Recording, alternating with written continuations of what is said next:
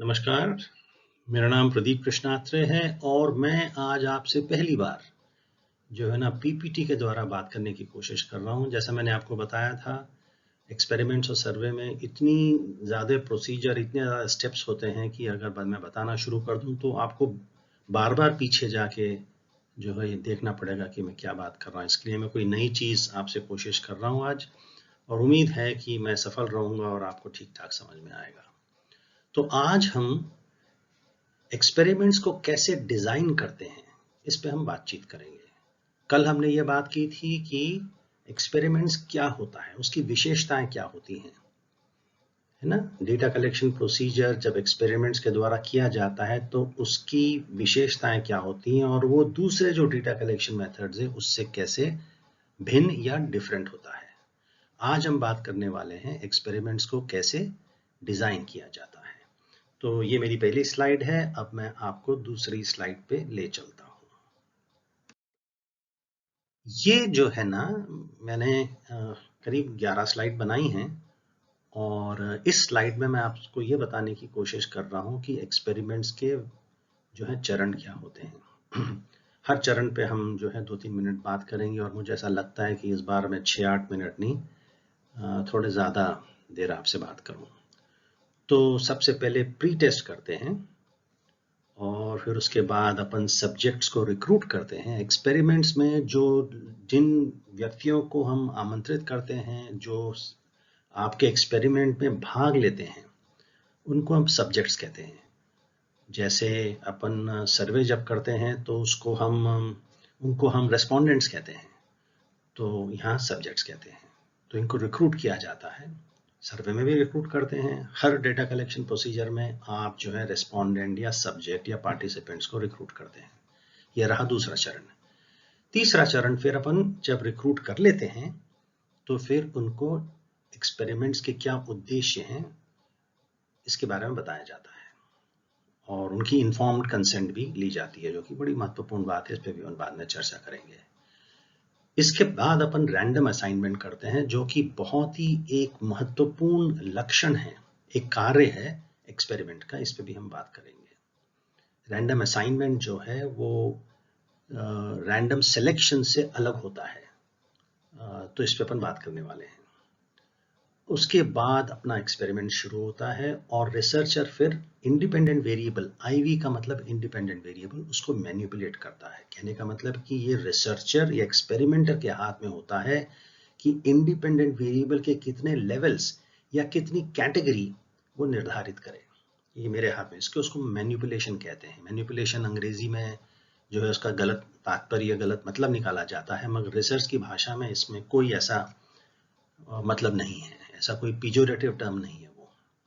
उसके बाद जब एक्सपेरिमेंट खत्म होता है तो फिर अपन एक्सपेरिमेंट का या इंडिपेंडेंट वेरिएबल का क्या प्रभाव हुआ है उन वेरिएबल्स पे जो अपन पहले ही निर्धारित कर लेते हैं, उसको अपन जो है मेजर करते हैं, उसका नाप तोल करते हैं अपन।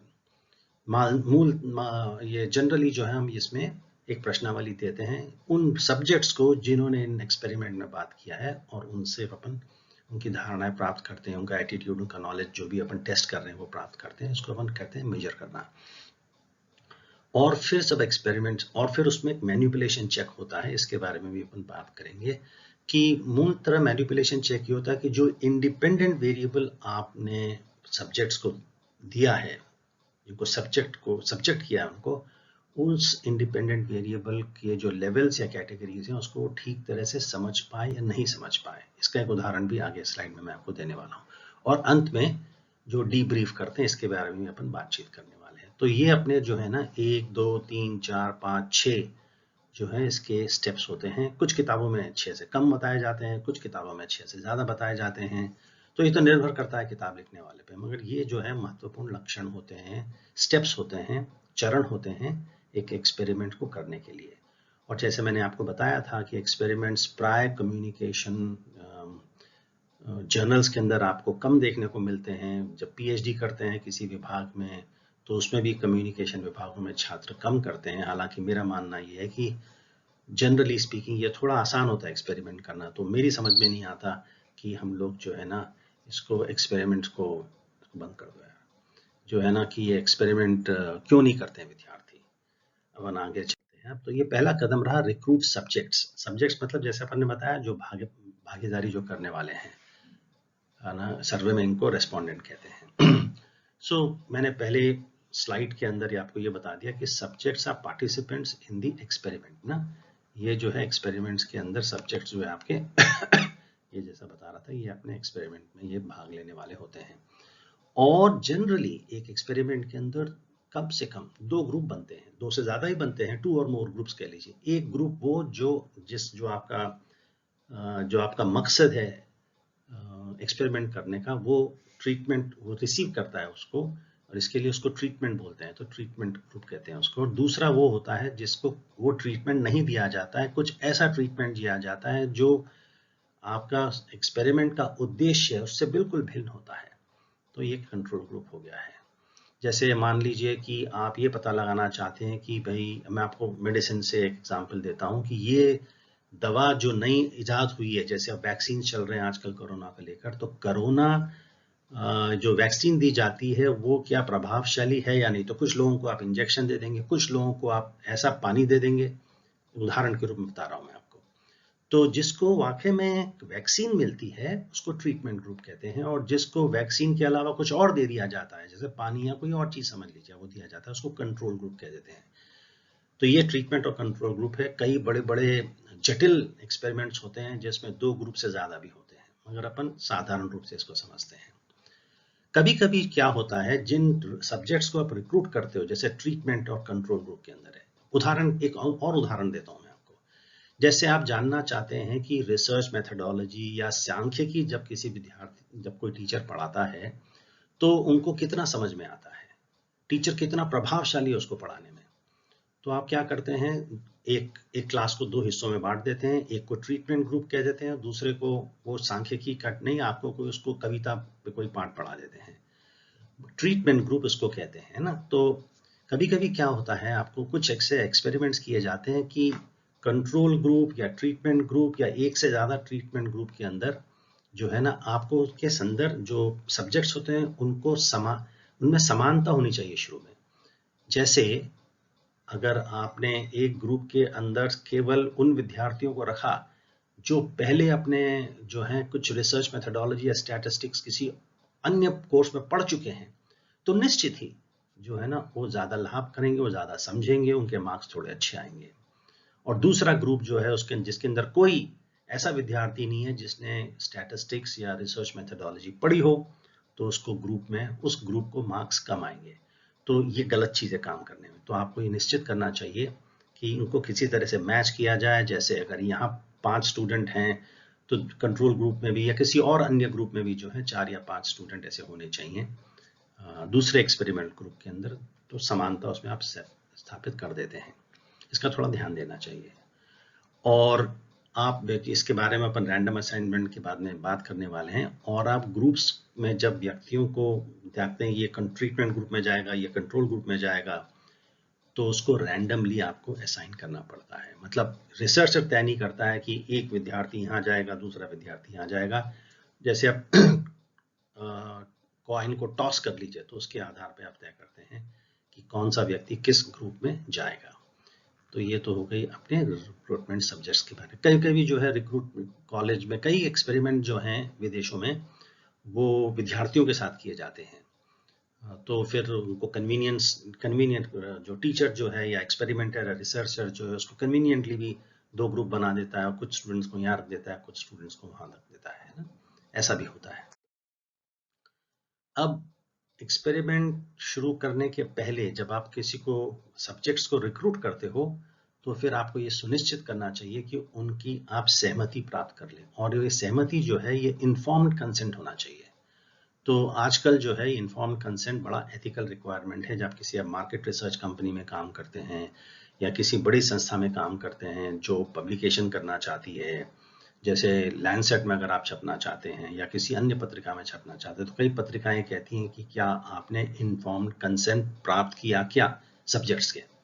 तो इन्फॉर्म्ड कंसेंट जो है एथिकल रिक्वायरमेंट है कि उनको पूरी तरह से ज्ञान होना चाहिए हर सब्जेक्ट को कि वो एक्सपेरिमेंट में भाग ले रहा है तो उसको क्या रिस्क हो सकती है, उसके क्या फ़ायदे हो सकते हैं, उसको अगर कोई डिस्कम्फर्ट, जैसे आप समझिए कि एक्सपेरिमेंट में उसको एक आपका एक्सपेरिमेंट ऐसा है जिसमें कोई शॉक देने वाले हैं, तो उसको कोई डिस्कम्फर्ट होने वाला है, तो ये भी आपको सुनिश्चित करना चाहिए कि उसको पहले से आप बता दें और उसको तैयार करें। और अगर वो मना करता है तो फिर उसको आप जो है एक्सपेरिमेंट के अंदर उस पार्टिसिपेंट को या सब्जेक्ट को जो है सम्मिलित न करें। और हिंदुस्तान में तो प्राय मैंने देखा ये कम होता है, मगर विदेशों के अंदर जब आप कोई पीएचडी के लिए अप्लाई करते हैं तो वो कहते हैं कि भाई आपका प्रपोजल दीजिए, आपकी प्रश्नावली, अगर आप सर्वे कर रहे हैं या एक्सपेरिमेंट भी कर रहे हैं तो प्रश्नावली सबमिट कर दीजिए। तो एक इंस्टीट्यूशनल रिव्यू बोर्ड बनाया गया है कई विश्वविद्यालयों में, विदेशी विश्वविद्यालयों में, और हिंदुस्तान में भी जो है इंस्टीट्यूशनल रिव्यू बोर्ड्स हैं जो है आपके प्रपोजल को देखते हैं, आपकी प्रश्नावली को देखते हैं और सुनिश्चित करते हैं कि किसी तरह का खतरा या असुविधा जो है ना सब्जेक्ट्स को ना हो जाए। तो आप मूलतः इसका उद्देश्य ये होता है कि आप इन्फॉर्म्ड कंसेंट में एक पन्ने का एक इन्फॉर्म्ड कंसेंट का डॉक्यूमेंट बनाते हैं, उस पर उसके हस्ताक्षर लेते हैं और उस डॉक्यूमेंट में लिखा होता है कि आप जो है उस व्यक्ति की कॉन्फिडेंशियलिटी, उसकी प्राइवेसी कैसे आप सुनिश्चित करेंगे। और इसमें आप ये भी बताते हैं कि आपके एक्सपेरिमेंट का उद्देश्य क्या है।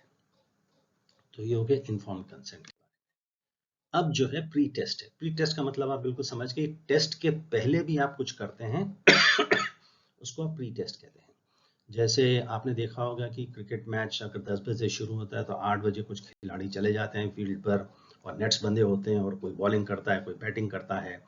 तो इसको भी एक तरह का प्री टेस्ट मान लीजिए। या आप कोई गाड़ी खरीदते हैं तो गाड़ी खरीदने के पहले जो है आप आपके पास गाड़ी लाता है वो दुकान वाला, और आप गाड़ी 1 चक्कर 2 चक्कर काट के देखते हैं ठीक चल रही नहीं चल रही। ऑल दिस इज इसको अपन प्री टेस्ट कहते हैं। रिसर्च में भी जो है प्री टेस्ट होता है, और प्री टेस्ट में आप क्या करते हैं, उन जैसे ही लोगों को सम्मिलित करते हैं जो एक्चुअल जब आपका एक्सपेरिमेंट होगा उसमें हम जिन लोगों को सम्मिलित करेंगे।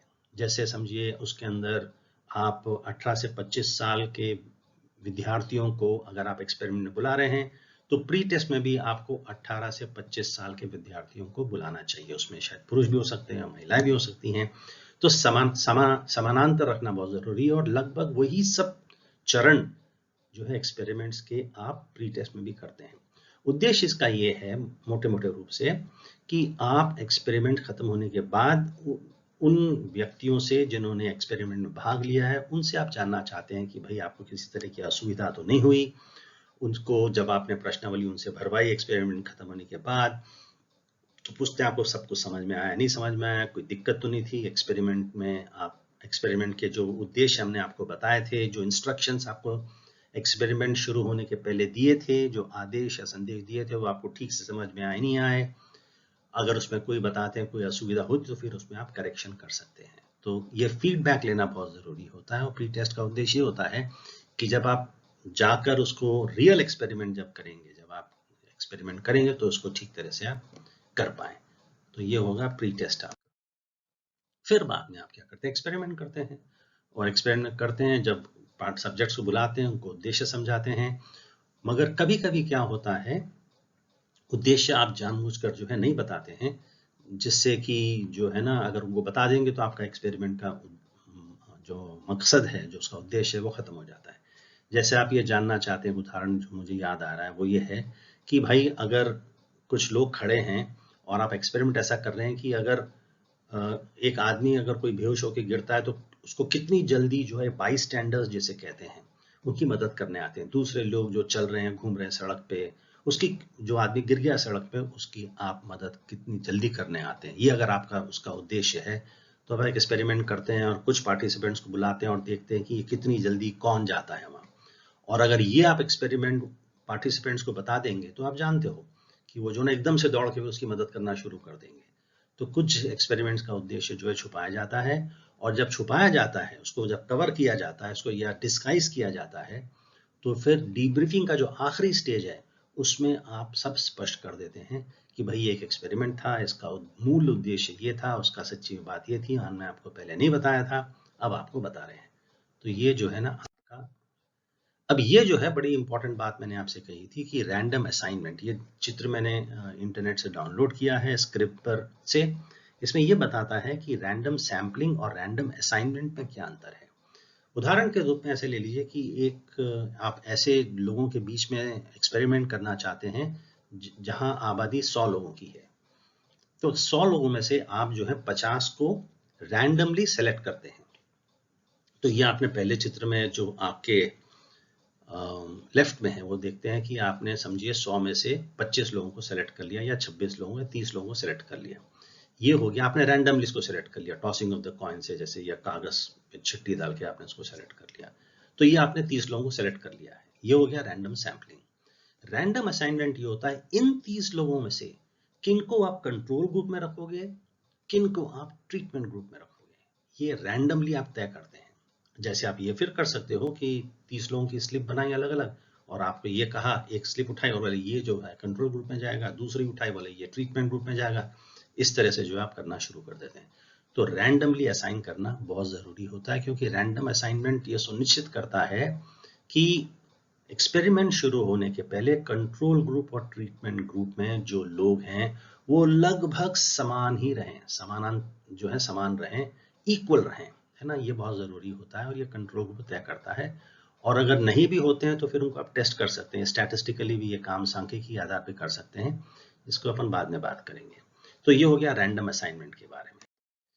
और फिर मैनिपुलेट द इंडिपेंडेंट वेरिएबल हो जाता है। तो मैनिपुलेट द इंडिपेंडेंट वेरिएबल क्या है, जिसका मैंने IV शब्द इस्तेमाल किया है, डिपेंडेंट वेरिएबल के लिए DV शब्द इस्तेमाल किया है। वो वेरिएबल जो डिपेंडेंट वेरिएबल को प्रभावित करता है, उस वेरिएबल को इंडिपेंडेंट वेरिएबल कहते हैं। और इस इंडिपेंडेंट वेरिएबल को रिसर्चर खुद मैनिपुलेट करता है ना। जैसे मैंने टीचिंग मेथड के बारे में बताया। अब टीचिंग मेथड में रिसर्च तय करता है कि भाई कौन सा टीचिंग मेथड जो है ना, पढ़ाने का कौन सा तरीका ज़्यादा प्रभावशाली है। अब ये रिसर्चर के हाथ में है, वो 2 मेथड ले सकता है, 3 मेथड ले सकता है, 4 मेथड ले सकता है। उदाहरण के रूप में एक मेथड ये ले सकता है कि केवल टीचर आके क्लास में भाषण करेगा, बोर्ड पे बिल्कुल नहीं लिखेगा। दूसरा ट्रीटमेंट ये हो सकता है कि भाई टीचर आएगा मगर बोर्ड पे भी लिखेगा। तीसरा मेथड ये हो सकता है कि वो ट्रांसपेरेंसी इस्तेमाल करेगा। चौथा मेथड ये हो सकता है कि वो सब बात भी करेगा, पढ़ाएगा भी, मगर PPT इस्तेमाल करेगा। अब ये रिसर्चर के हाथ में है, ये मेरे हाथ में है, आप एक्सपेरिमेंट आप कर रहे हैं, आपके हाथ में कि कितने में। इसको कहते हैं मैनिपुलेट करना इंडिपेंडेंट वेरिएबल। तो ये बिल्कुल मैनिपुलेबल होता है। कुछ इंडिपेंडेंट वेरिएबल्स मैनिपुलेबल होते हैं, इनको आप मैनिपुलेट कर सकते हैं, जैसे टीचिंग मेथड मैंने आपको बता दिया, है ना। और कुछ को आप मैनिपुलेट नहीं कर सकते, जैसे जेंडर है, लिंग है, उसको आप जो तो लिंग ऑलरेडी आपको मिलता है, मतलब इसको ये औरत को आदमी नहीं बना सकते, आदमी को औरत नहीं बना सकते, इसके लिए वो इंडिपेंडेंट वेरिएबल जो है मैनिपुलेट नहीं होते हैं। तो ये मैंने बाद में वही बताया, कहीं कहीं इसको लेवल्स या कैटेगरीज भी कहते हैं। और जनरली जो है किसी भी एक्सपेरिमेंट में 2 या 2 से ज़्यादा ग्रुप होते हैं। अपन ने 2 का उदाहरण लिया था क्योंकि ये बड़ा सरल है आसान का। और उसमें एक ग्रुप जो है ट्रीटमेंट रिसीव करता है, और दूसरा ग्रुप जो है, जैसे समझिए आप ट्रीटमेंट ग्रुप है कि अब मैं पढ़ाना चाहता हूँ, केवल भाषण देगा और कुछ नहीं करेगा, तो इसको भाषण देते हैं। और दूसरा ग्रुप जो है उसको वो सब्जेक्ट नहीं पढ़ाया जाता है, उसको टीचर ही नहीं पढ़ाया जाता है, उसको जो है फिल्म दिखा देते हैं आप, तो इसको कंट्रोल ग्रुप आप कह सकते हैं, है ना।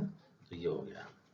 उसके बाद अपन अगला चले डिपेंडेंट वेरिएबल के बारे में। अब डिपेंडेंट वेरिएबल जो है कि विद्यार्थी कितना सीखा अगर टीचर ने आके केवल पढ़ाया उसको, तो इसको आप 2 तरह से इसका मेजर कर सकते हैं, इसका नापतोल कर सकते हैं। एक तो ये कि आप उसको एक प्रश्नावली दे सकते हैं भरने के लिए सब्जेक्ट्स को, और उनसे पूछ सकते हैं कि आपको कितना ज्ञान प्राप्त हुआ, एक तो ये है। दूसरा ये कि आप उसको ऑब्जर्व कर सकते हैं, है ना, कि आप उनका ऑब्जर्व कर सकते हैं। बिहेवियरल मेजर जो होता है, जब आप किसी से पूछ के उससे प्रश्नावली भरवाते हैं तो ये वर्बल मेजर हो गया। अगर आप देखते हैं बिहेवियरल, जैसे मैंने कल आपको उदाहरण दिया था पेज के एक्सपेरिमेंट का, उसके अंदर जो है टीचर जो है उसको कमेंट्स करती है और फिर दूसरा टेस्ट लेती है, तो ये दूसरा टेस्ट जो लेती है ये बिहेवियरल उसके अंदर मेजर है उसके अंदर। तो आप देखते हैं कि या बच्चे कितना, जब डिस्कशन रखते हैं क्लास के अंदर, एक और एग्जांपल देता हूँ, क्लास के अंदर डिस्कशन रखा है पढ़ाने का, तो कितने बच्चे भाग ले रहे हैं, कौन व्यक्ति कितने सवाल पूछ रहा है, कितने बच्चे कितने सवाल पूछ रहे हैं, ये आप ऑब्जर्व कर सकते हैं। तो बिहेवियरल मेजर जो होता है वो काफ़ी प्रभावशाली होता है। वर्बल मेजर में जो है ना थोड़ी गड़बड़ कर सकते हैं जवाब देने वाले, है ना क्योंकि कोई भी आदमी अपनी अज्ञानता ज़्यादा प्रकट नहीं करना चाहता है। आप भी कुछ करते होंगे, जब एग्ज़ाम देते हैं तो मल्टीपल चॉइस क्वेश्चन आते हैं, तो आपको 4, 5, 6 का जवाब नहीं आ रहा है, तो बोलते हैं चलो गप मार दो यार, माइनस मार्क तो नहीं है इसके अंदर। तो ऐसा हो जाता है। तो वर्बल मेजर्स बिहेवियरल मेजर्स के तुलना में थोड़े कम प्रभावशाली पाए गए हैं।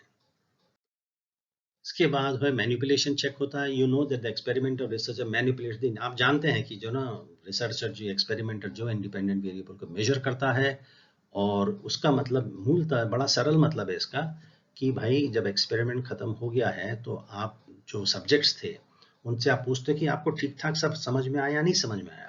एक मैंने उदाहरण दिया है डार्ले और लताने के एग्जाम सीजर कि उन्होंने, जैसे मैंने आपको बताया था कि सड़क पे कुछ एक आदमी एकदम से बेहोश होकर गिर जाता है, तो वो देखते हैं कि कितनी देर बाद पहला व्यक्ति, दूसरा व्यक्ति, तीसरा व्यक्ति उसको सपोर्ट करने आता है। तो आप जब ये ऐसा एक तरह का ड्रामा सा आप एक्सपेरिमेंट्स आप रचते हैं, तो फिर आप जो आपके पार्टिसिपेंट्स से पूछते हैं कि भाई हमने ऐसा किया था, क्या आपको ये नाटक तो नहीं दिखा, आपको सच्ची दिखाता, नहीं दिखाता ये?